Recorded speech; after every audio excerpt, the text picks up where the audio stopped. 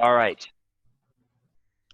All right, I'd like to welcome Joseph Kerski, who is here from Esri, putting on a webinar for ArcGIS Online. And thank you so much for your time, and go ahead and take it from here. All right. Well, thank you so much. Greetings, Cassie. Greetings, Dr. Yang. Good to see you all here. We've got a small group, so I don't feel the need to be all that formal. I know we're recording this for future use by other faculty, staff, students, but if you've got questions or concerns, I'm happy to address those. Okay? Okay, thank you. Well, thank you all for allowing me to be a part of your lives here, not just today, but as we move forward. Because it is a journey, right? Using these tools it's really a lifelong endeavor. It is a fast-changing environment, but I think it's an exciting time to be in GIS. I really do. I can't think of any other time over the last, two decades, really, where things have been in some ways, we're achieving some of our lifelong dreams, if I could be so bold, because it's like, wouldn't it be great if someday we would be able to have these data sets that are scalable, that we could use on multiple different devices, that we can collect data in the field, that we could have our students collect data into. And so I think it's a really exciting time, not just the technical part, but in terms of other disciplines being interested in GIS. We've got people in health and in business and in engineering and in other fields that are now starting to be attracted to spatial thinking and Geo Technologies. So I think that's exciting as well. And then out in the workplace, as you know, GIS is expanding to lots of different local, state, national, international governments, organizations, nonprofits, private industry. So there's lots of opportunity for students when they have GIS as part of their tool belt. So I think there's a lot of reason for optimism and being excited about this. So today, Cassie and I were talking about what could be really a focused component that we could have. Hey, greetings, welcome, good to see you. Hi there. Joseph Kerski here. Yeah, we're just getting started, so perfect timing. I wanted to say that I had a great visit. Here's a geeky, nerdy picture of me at your wonderful university back in August. And I met with several faculty, Dr. Yang, Dr. Mahaffey, Cassie was there, the GIS manager for the university. So we had a grand time talking about, okay, what can we do collectively to promote, support GIS on DePaul University campus. So today is just a segment of it. It's not the end all be all, and I'm just going to plant some ideas, especially for the people that are maybe listening into this as a recorded mode, because I know Dr. Yang, for example, you teach geospatial technologies. I mean, you know everything really that I'm going to be talking about, but to the extent that I can support you and your efforts, that's what I'm here for. So just a note that I am available for future emails, phone calls, webinars, whatever you think is appropriate. I'm really focused on helping you all and others to be successful with geospatial technology. So that's really the mission of me, and as well as my colleagues on my education team, which are about a dozen of us or so at Esri. I also teach at the University of Denver, so we were just chatting about the similarities between the schedules of the University of Denver being on quarters as well as DePaul. So I just wanted to mention a couple resources as we get rolling. Number one, I do write for a GIS education blog, and it is out here on the link that I have on that other presentation. But this is just an example of what one of these entries looks like. It's a combination of some techie things and then also some teaching approaches. So today I wrote about, hey, how can we teach students about location privacy and copyright and ethics through the use of geospatial technologies in our courses. So this is just a short and sweet synopsis of some of the things that we can actually do when we teach GIS. The non-technical part, but I think equally important. And then also, another thing that I'd like to mention, that's this Ed Community blog that I just referred to. I have a data blog that is an ongoing conversation about some of these issues, but also where to find data, how do you know if data is any good, what about data standards, data portals, and it all has to do with a book that I and Jill Clark wrote a couple of years ago that we wanted to keep the conversation going after the book was published. So that's called Spatial Reserves, and hopefully that'll be of value to you all in the future. That's something we update weekly. Okay, so today we've got quite a bit to do and not a very long time to do it, but we've got a focus on the following four things: the platform, GIS as a platform, and the different ways that you can use it: web, mobile, desktop. Also, what can you do with spatial analysis in ArcGIS Online? I think a lot of people know that ArcGIS Online is there, and they might use it to stream in base maps, or they might use it to do their geocoding and some other things, but they're not really taking, oftentimes, full advantage of all that Web GIS, ArcGIS Online has to offer. So I wanted to at least plant some seeds there. Then also talk a little bit about field data collection and how you might bring that data in, why you might bring that data in into this ArcGIS Online environment so you can do analysis with it. And then finally, just a little bit of dipping a toe into the geospatial waters about ArcGIS Online organizations. Now, Cassie is the brains behind that there on your campus, and again, it's not something we can adequately cover in 5 minutes, but at least it kind of gets you into what it all means to have an organizational subscription like you do inside ArcGIS Online. So those are our goals.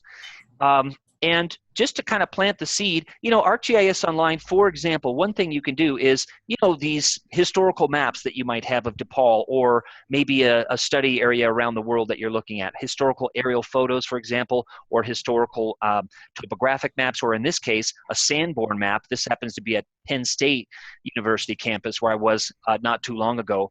But I basically geo-registered a Sanborn map and then put it inside ArcGIS Online. So I published it out to ArcGIS Online, which is easily done because you can, inside Pro or Desktop ArcMap, you can say share and share that up to ArcGIS Online. And so now I've got the capability of adding other layers as I compare how the land use has changed between, in this case, 1910 and today. So anchoring us into the world of what we're talking about today, I think to adequately prepare students well for the future, we need to keep all of these components of GIS in mind. That there are desktop tools and a component. There are online tools and there are mobile tools. And in order to, I think, well serve the students, what we are thinking about is how do we engage all of those different things in our instructional practice. Now, I am getting a lot of, I don't know, some sort of feedback in the background, so just wanted to mention that. That'll probably come through on the recording. I know it can be noisy, but the platform of web, mobile, and desktop gives everyone in your organization access to these geospatial capabilities. So it's really grand that you have at DePaul a ArcGIS Online organizational account, and also integrates information from different sources, time periods, and scales. So I don't think I need to really dwell on this too much, but I think you folks know that there are some big trends in GIS, big data being one of them, the ability to be able to process a vast amount of data across space and across time. The ability to look at data in 3D is becoming ever more important and ever more present, and also the ability to analyze and process real-time data or near real-time data, whether it's earthquakes or wildfires or real-time stream flow or traffic or crime or whatever it happens to be. You've got the ability to stream in a lot of that data increasingly into your analysis, which is good because the Earth is a dynamic planet, right? And things are happening at multiple scales and oftentimes in real time. So that's the kind of thing that you can do with this. So without Geo Technologies, we've got a sad face, right? There's no Uber, there's no container ports, there's no supply chain management. There's a lot of things. There's no CTA schedule on your smartphone, right, about when the next train's coming in. So Geo Technologies, I like to tell students, is behind so many of the things in our society that it's kind of like an elevator. You don't really think about it, but it's behind the scenes and it has to work. You think about it when it's not working, but you just count on it being there and working. Same thing, I think, in part with Geo Technologies. It drives so much of our society these days, and also drives a lot of the research, because a lot of the research is about the whys of where, correct? Where is climate being impacted by certain land use practices? Where is what's the relationship between watersheds and river systems? What about human impact on landscapes from tourism, and how can we have more sustainable tourism? All those kinds of questions and more about energy, water, climate, land use, urban planning, etc., have to do with where, the whys of where. So that's why I think, in part, ArcGIS Online and all these things are critically important tools for students to grapple with, even if they're not GIS majors. I really think it's important for all the geography majors and environmental studies majors to have some GIS components. And I also think it's important for business students and students in engineering and students in biology and health and beyond to have some geospatial technologies and spatial thinking on their tool belts. Okay, so here's some ways to teach and conduct research with some of these modern tools. And first of all, we can map a spreadsheet. We can easily map a spreadsheet inside ArcGIS Online. So let me show you an example of that. So let's say we go out to my own website, and I've got a spreadsheet sitting out there. It's a spreadsheet in comma separated value or CSV format. If I go down to this tab, if I go to the teaching tab in my website, I've got a mystery business. Okay, let's go ahead and grab that link. So I'm going to copy the link. Then I'm going to go into ArcGIS Online. And if we do that, we're going to be able to map that spreadsheet quite easily. So the spreadsheet could be city-state combination. It could be city-country combination. It could be street address. It could be lat-long. So easily done. And the way I do that is I go over here to the Modify Map button inside ArcGIS Online, which is accessed via arcgis.com. And then I can add. And I want to add a layer from a file. And in this case, it is a CSV file, correct? It could be on my local computer. But I also have it online, as you just saw. So I can go ahead and, another way I can do this is add layer from the web. And I've got a CSV file here.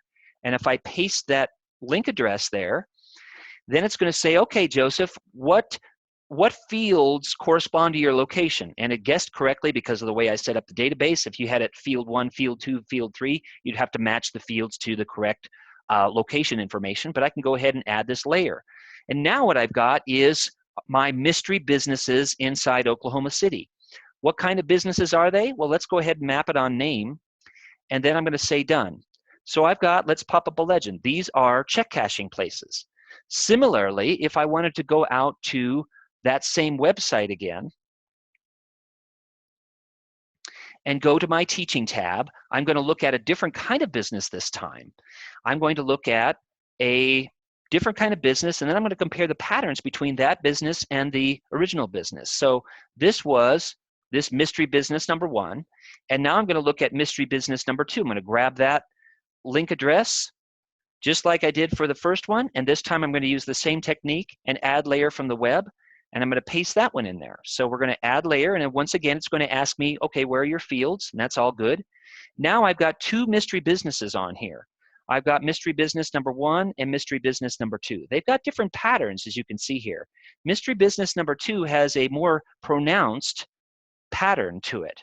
Let's say we want to change that, so we've got a heat map. Now I've got, oh, I can see some sort of clustering with mystery business number 2. If I click on some of these businesses, I can see that they're actually antique malls. Now, you may know some antiquers. I do as well. And so they're very spatial in terms of, I want to go to that one across the street now, or that one down the block. So they're very clustered in their behavior, and so the reflection of that behavior shows up in the way that these businesses locate, so they can get some pedestrian traffic to these different ones. So the idea there is to show the students, look, we've got the ability, A, of mapping things quickly inside ArcGIS Online, and B, we can look at patterns, relationships, and trends, which is the whole goal of using geospatial technology, right? We want students to gain critical thinking skills as well as those technical skills.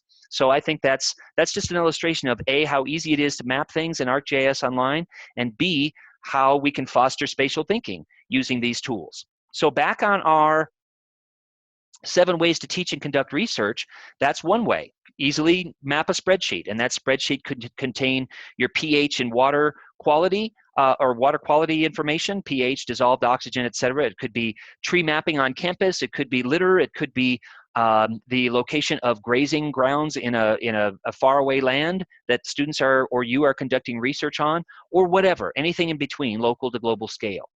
You can also make a map easily with a variety of tools, and one of which is a Snap to Map app.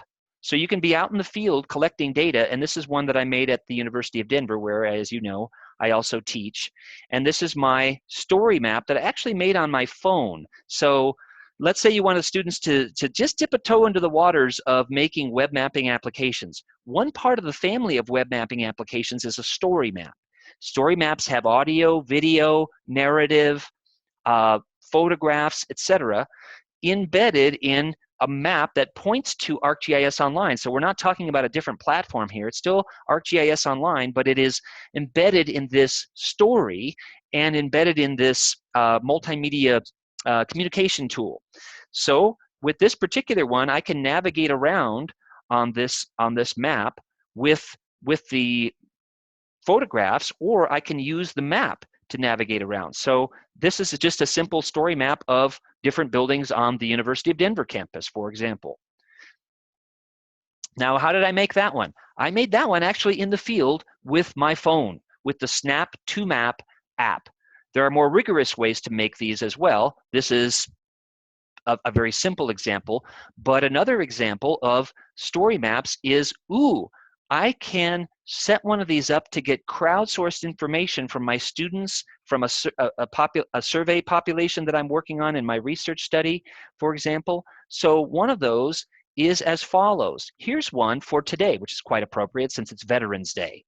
So here is a crowdsourced story map. So for example, if I scroll down, I can see in here a crowdsourced story map.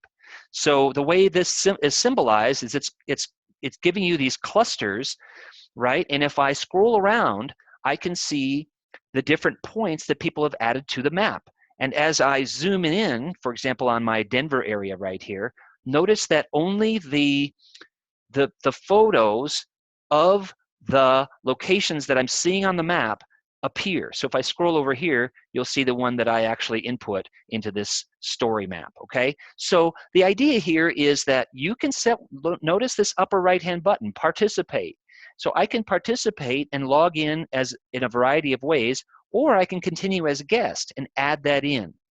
So I want you to think about that. There are many ways now that you can get crowdsourced information or information from citizen scientists or volunteer geographic information from the field, this just being one of them. Another way to do that is what we'll talk about here in a bit. Let me pause there though. Does anybody have any questions, issues, complaints? So far so good? I hope this is informative. It's great. I know this is a lot of information in a short amount of time, but I hope it's valuable. And it may be things that you've already thought about and do. And so I'd love to get your feedback on how you're using geospatial technologies in education. That would be great. I love it. You folks are great. Okay, so here's another one. Can you hear me, Joseph? No, Dr. Mahaffey, sir, how are you? Oh, hey. How are you? Good to hear you. Good. I think this is great. I love your examples. I love the structure of what you're doing. Just keep doing it. Oh, sir. Oh, nice hat you got there, sir. Yep. Good to see you. All right, take care. Very cool. Go DePaul. Okay, right. So here's another example of a story map that uses this crowdsourcing capability. In this case, it's a tree survey. So let's say you had the students go out and collect every piece of vegetation on campus and input it here. Now you, as the owner of this map, you have organizational administration rights. So if someone submitted something that was inappropriate or wrong, maybe it wasn't a tree after all, or something worse, you know, you could actually, you've got the capability of editing those things out, okay? So that's good to know.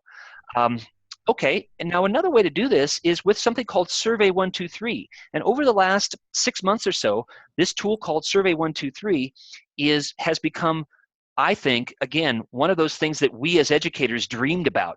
Wouldn't it be great if I could just set up an easy survey with pull-down choices so that when someone's out in the field with their phone and they're inputting data into this, there's as many drop-downs as possible. In other words, they're not putting in text. They're putting in very little text. They're mostly choosing it off a list. Because as you know, the less they have to input, the less messy the data is, right? If they can choose it off of a form, it's all spelled correctly, it's in the right format, et cetera, et cetera. So Survey 123 it's an Excel-based method, but it also has the capability of you using exclusively ArcGIS Online to set up the questions.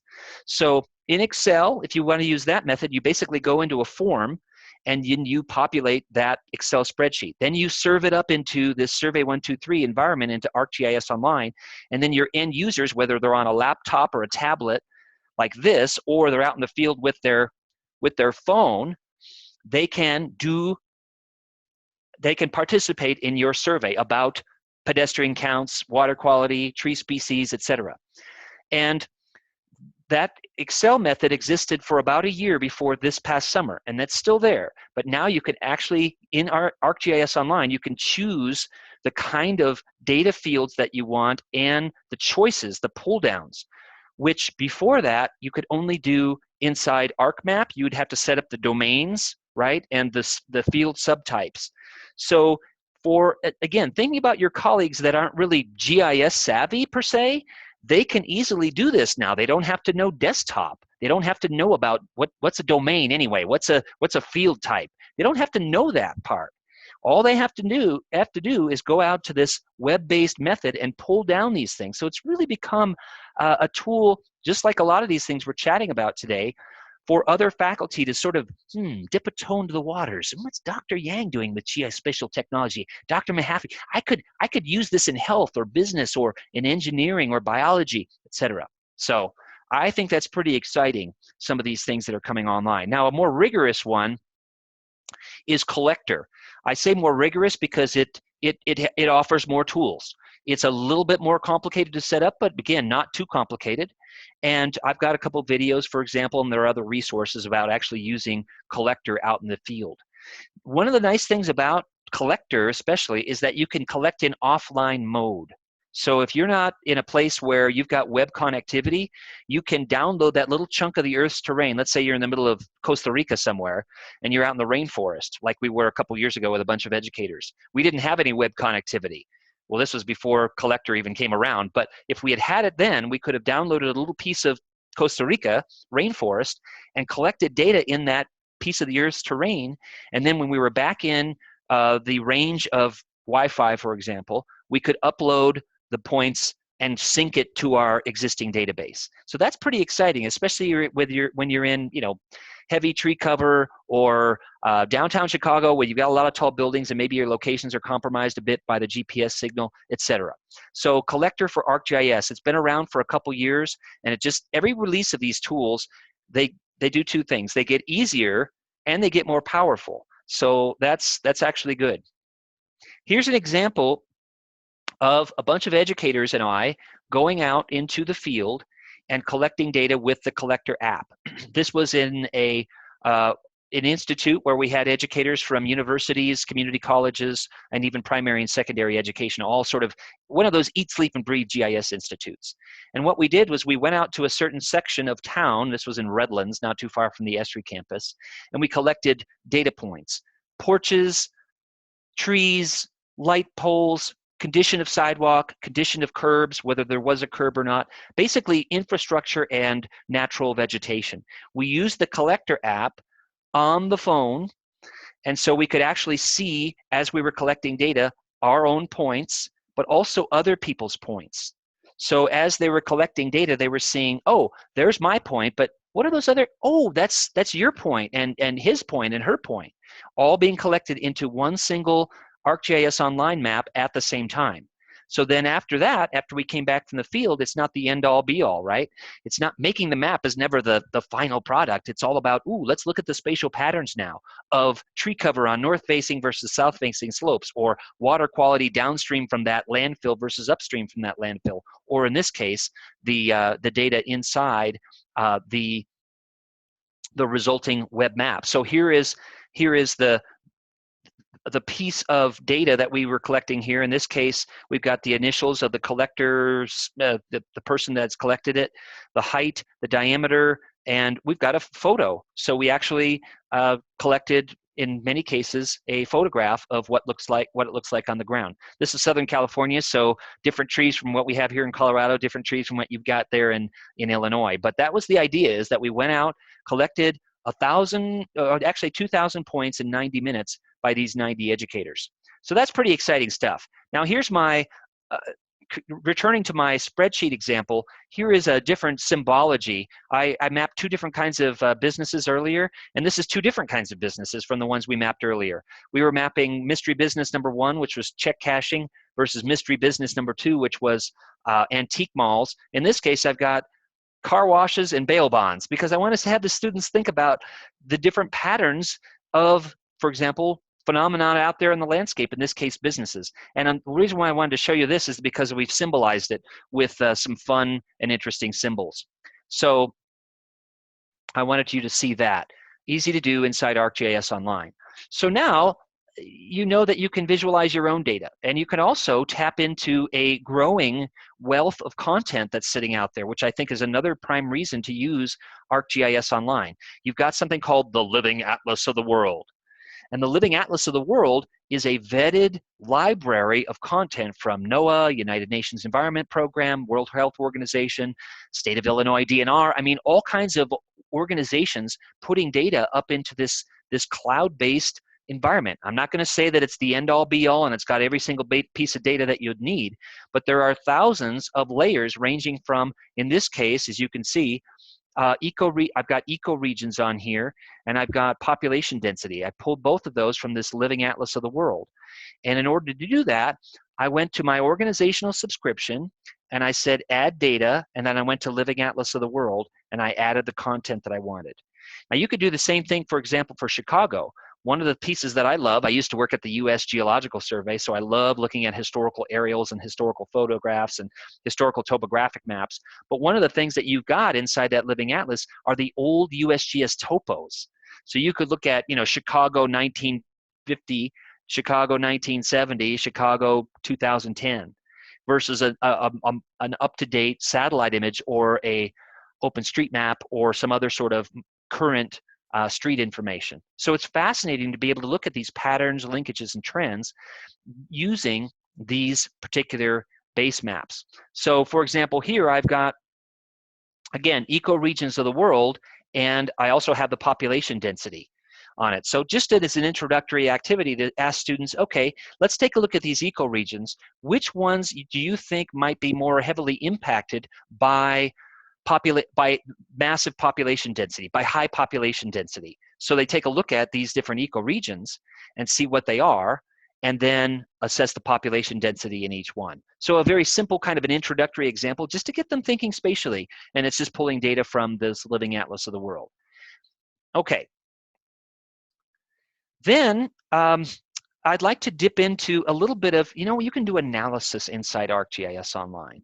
So for example, out here, I don't have an analysis button in the web map that I just made earlier. But if I go ahead and I'm going to sign in now, if I sign in to my organizational account, which is what you also have over there at DePaul, if I sign into my organizational account, then I've got additional capabilities. I can save, I can share these maps, but also I've got analysis tools.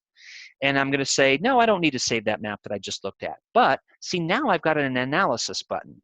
And inside analysis, it's going to give you some capabilities that are going to look familiar to you because you've all used ArcGIS Desktop, ArcMap, and ArcGIS Pro. So inside here, for example, you've got some content and you've got this analysis tool. So let's go ahead and search for layers. And notice here, remember I said there was a Living Atlas layer? Here's a Living Atlas layer. Let's look at that USA topo. That's the USGS historical and some newer. Here's some historical maps at 1/24,000 scale. Let's say done adding layers there. And let's go ahead and zoom over to here to Chicago. Great, I'm gonna add to map notes. So now I've got a map note on Chicago. Great, if I zoom in here, I'm going to see some of these maps that are being pulled from this library called the Living Atlas of the World. And in order to do that, I've got to go in a little bit more in terms of scale because these historical topo maps are at a certain scale, right? You can't see them at certain scales. And that's another one of the interesting things about ArcGIS Online is you can set the visibility range for these things. Okay, so that being said, let's go ahead and expand this just a wee bit. And let's go ahead and look at the data table, because we'll be able to determine in here what layers we can look at in terms of, in this case, the historical topographic maps. And since we're a little bit pressed on time, I'm not going to open up the table. But you can see here, now we've got, oh, okay, here it is. So we've got some different dates of the historical topo maps. And notice here that it's basically, gosh, where are the freeways? Well, this was before the freeways were there. So we've got a variety of capabilities just inside what we've done here. But another interesting thing is that the analysis tools. Now, keep in mind that every one of these tools is going to be familiar to you because you've done them in the desktop world. Now, I'm not going to say that every single desktop tool is inside this ArcGIS Online platform. But what I am saying is about 50 of them, buffering, overlay, geocoding, some of the core things that you do when you're doing spatial analysis are in here, creating hotspots, and so some other statistical tools. So they're inside here. Yeah, it's only 50, and there are about 1,100 of them in ArcMap. There are about 800 of them inside ArcGIS Pro right now. So yeah, a small subset, but still some of the core ones are in there. So if you're just teaching an introductory class, you might think about doing this as a way to pique the students' interest without a big learning curve. So if you wanted them to buffer, for example, all of the freeways in Chicago, and say, okay, well, what's the noise around all the CTA lines and the freeways, for example? You could do that inside here. And so, again, it's not every single tool, but it's some of the major ones. So that's allowing you to do spatial analysis in the web-based environment. Now, a couple of things to keep in mind. Remember, it's on the web. So unlike your constraints on desktop, your main constraint here is the bandwidth. And think about all the students doing this at once, for example, in a class that you're running. You just want to be a little sensitive to that. Just because you can geocode every Starbucks in Chicago, it probably doesn't mean you should geocode every Starbucks in Chicago and draw a 500-foot buffer around every single Starbucks, right? Because you just want to be sensitive to the bandwidth here. That's the main thing. Other than that, I just encourage you to try some of these analysis tools.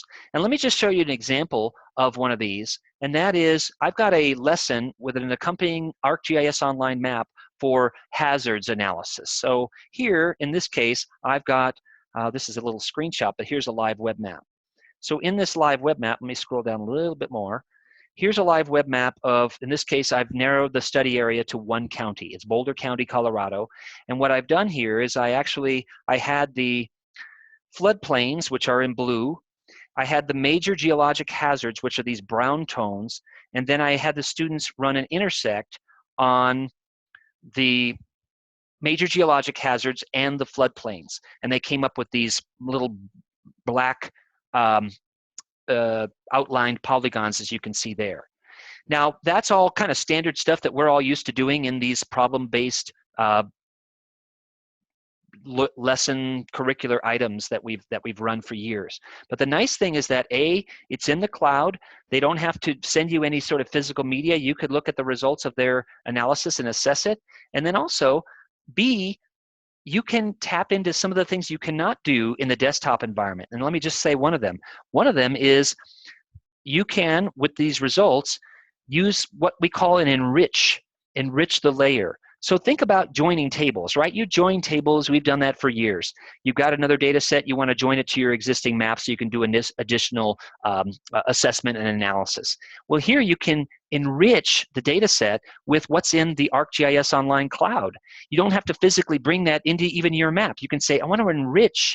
I want to tap into whatever other data that might exist for this particular area. So for example, if I wanted to look at the land use in these black shaded polygons, or the group quarters. Let's say this is a flood analysis, so I want to look at from the census data, where are there any dormitories in this area? Are there any hospitals? Are there any nursing homes?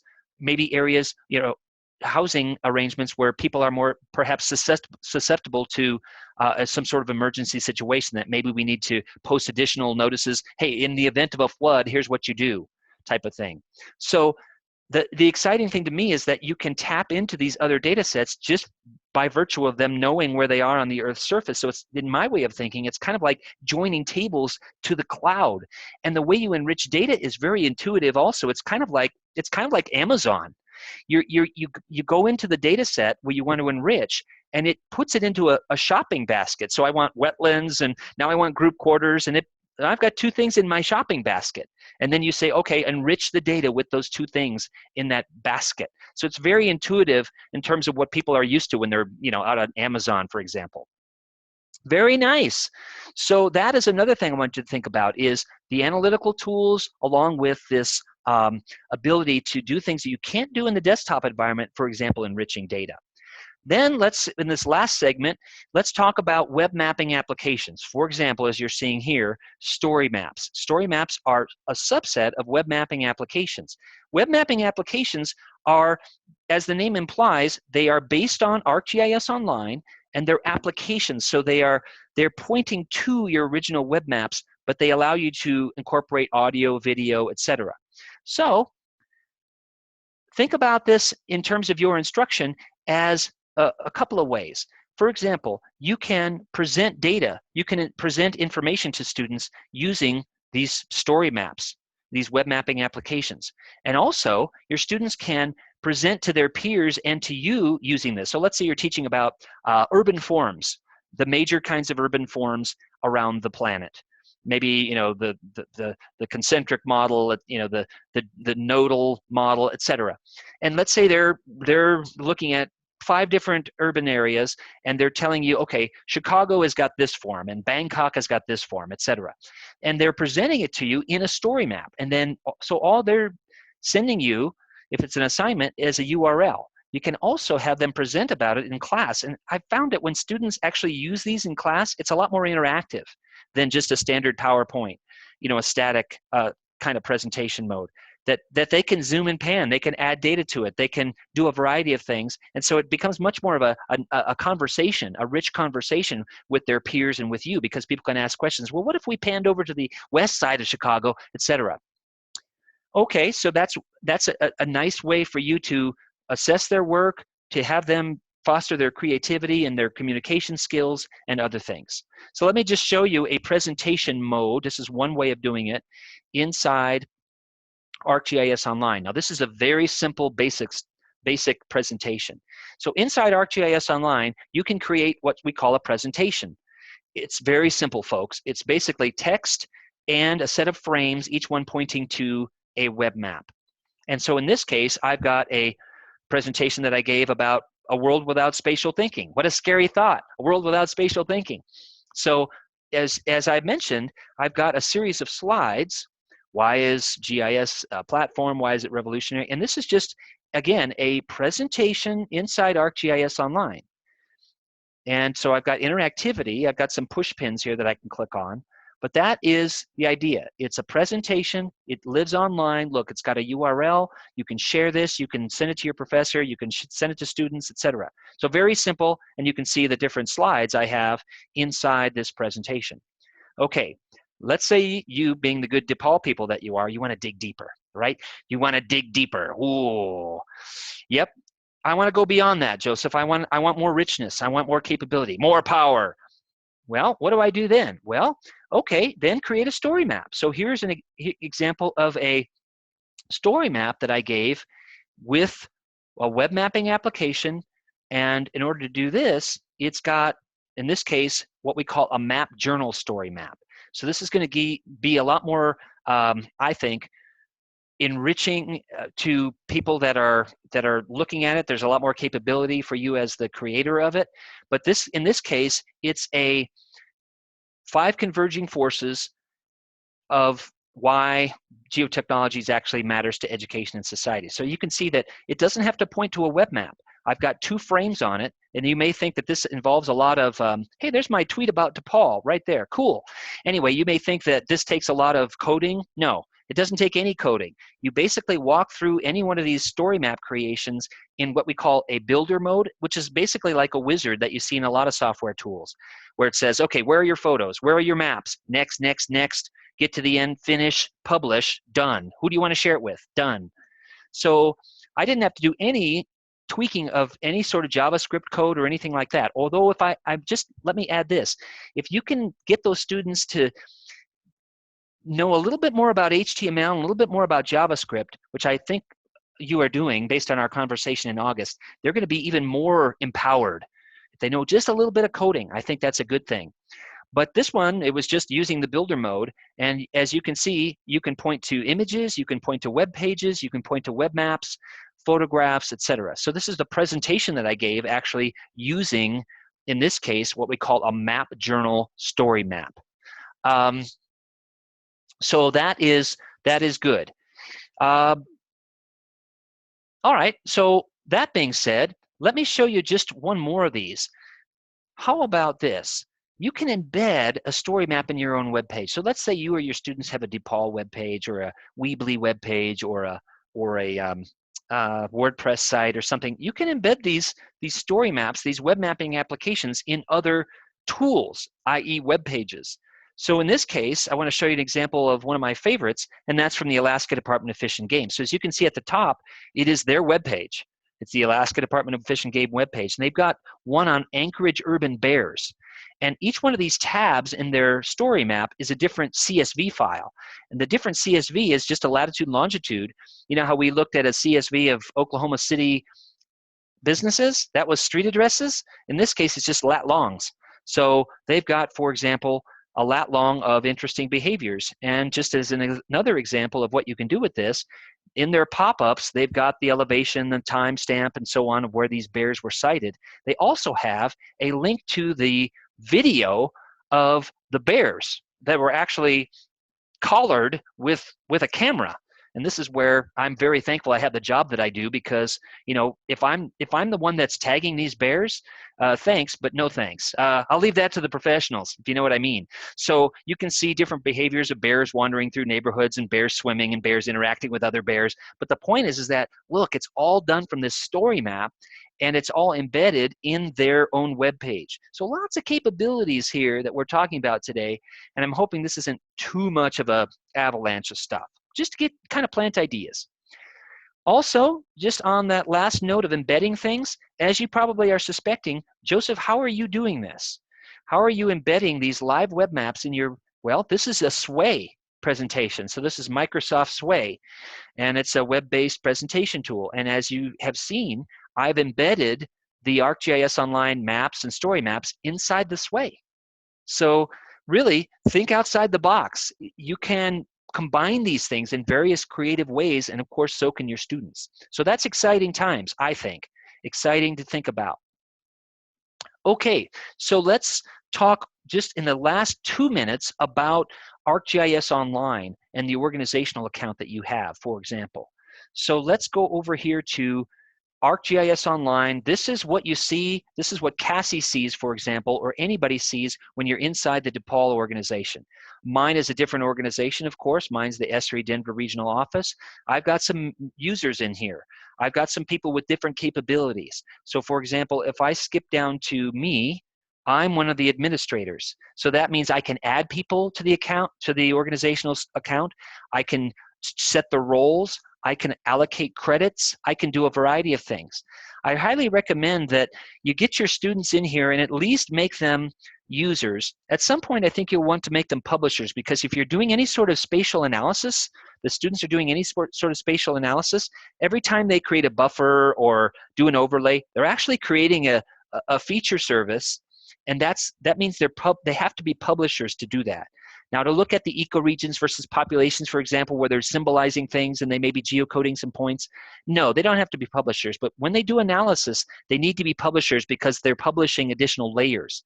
And that, I think, is good in many ways, one of which is that it requires them to be organized. Right? You're always trying to get the students to be, don't put everything in the root folder of your computer, make folders and be organized about the names and know where the data comes from and all that good critical and spatial thinking skills. Same thing here.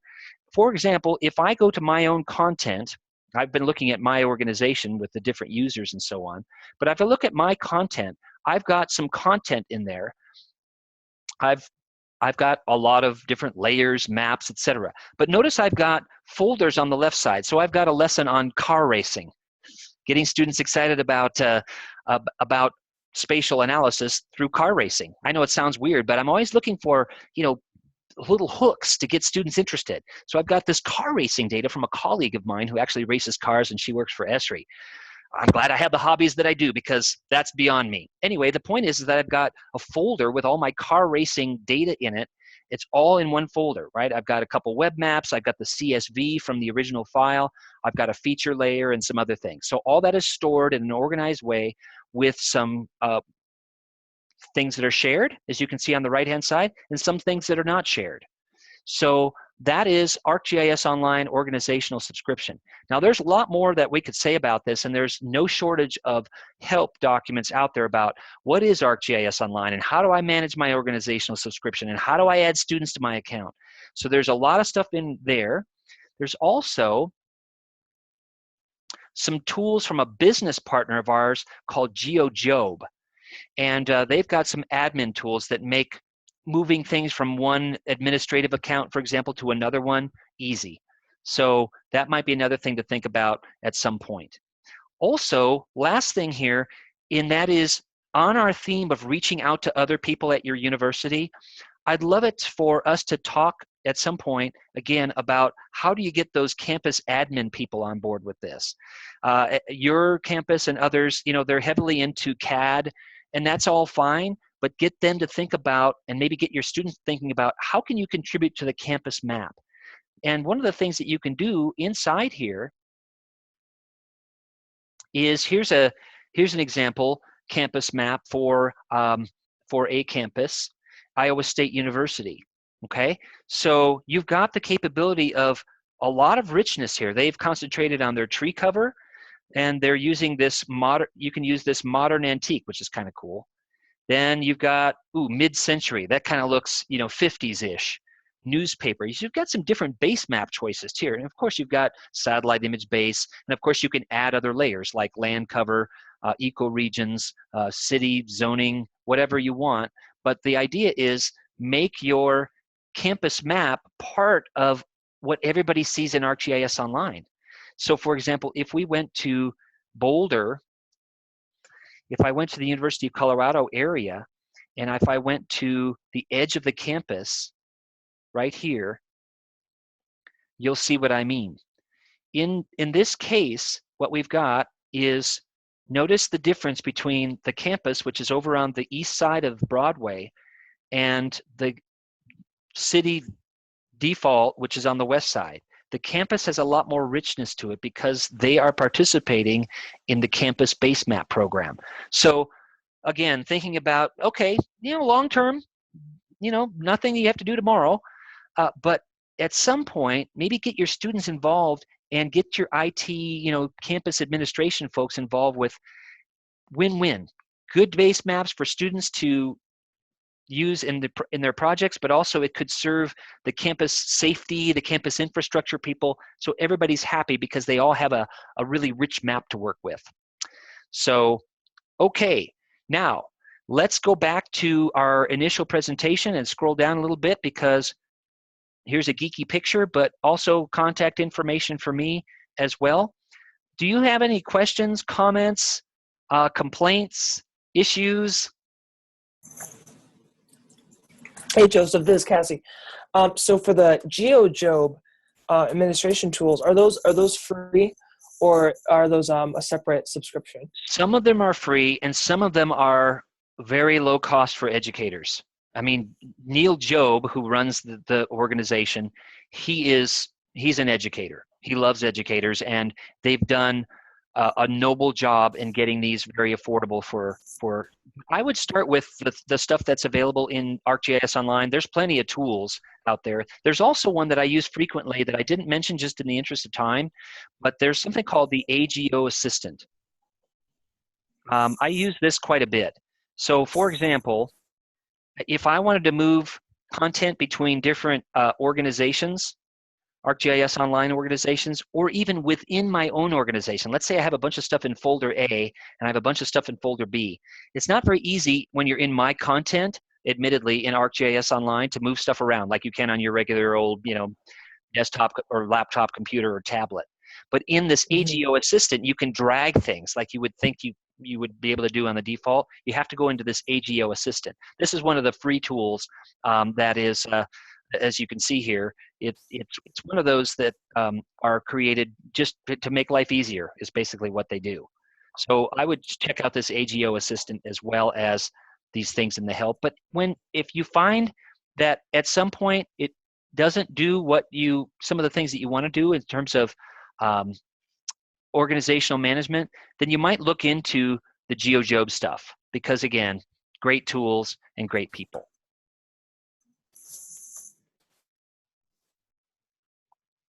Excellent. So again, think about how we might work together to keep nudging forward. I learn a lot by interacting with good folks like you out in the field, out there in the universities, making it happen. You folks are the real heroes. So again, the dialogue is good, and I learn so much from our interaction. So let's keep the dialogue going. And in the meantime, if there's anything I can do to be of assistance, let me know. Yes. Hey, Joseph, I love this. It's just a great thing to be able to interact with you in this way. And I'm really learning a lot, trying to learn from all you young folks here. But while I was watching what you were doing, I downloaded Survey 123 and ArcGIS collector, our collector for ArcGIS, free licenses. I mean, great. It's great. One thing that I've picked up, because I do some stuff with OSM. I'm an OSM editor, and I have there's a couple of apps, free apps. There's one called Open Map Kit. That's it's a way to bring data from ODK Collect. So ODK Collect and Open Map Kit work with OSM, and there are ways to collect data in the field, to become an editor, and to contribute data to OpenStreetMap. And to me, OpenStreetMap, the fact that we have access to that's all part of our community. And I think we have to think of these mobile platforms and things also that we can use to contribute to those kinds of resources as well. Absolutely. I agree. I don't know if are you using those, or have you used those at all? Open Map Kit. I've not used No. those collectors, but at the AAG this year, I was part of the OSM Mapathon. So I interacted with a whole bunch of you and your colleagues that are out there collecting data. And just as a note, inside here, you've got the ability to, inside ArcGIS Online, the OpenStreetMap is a layer, a base map that you can stream in. So that's good to know. Yeah. Also, you're touching on something that I think is really critical for students to be familiar with. We can't, we don't have time in the curriculum to expose them to everything, but several key tools, and they're becoming, I think, more powerful and more easily integrated. Yeah, there are certain barriers, but like you're saying, there are certain ways to bring in OSM data into the platform that we're talking about, and also things like, I used iNaturalist in the spring for a BioBlitz, and iNaturalist data, I could easily bring it into ArcGIS Online for further analysis. So it's really nice to see some of these tools being able to be interoperable these days. So it exposes students to the pros and cons of different tools, but also be familiar with these, because you're probably going to be, even if you're not a full-time GIS analyst, someone is going to ask you, hey, can you develop this web mapping application? Oh yeah, I know about OSM editor or whatever it happens to be. So I'm with you. That's great to hear.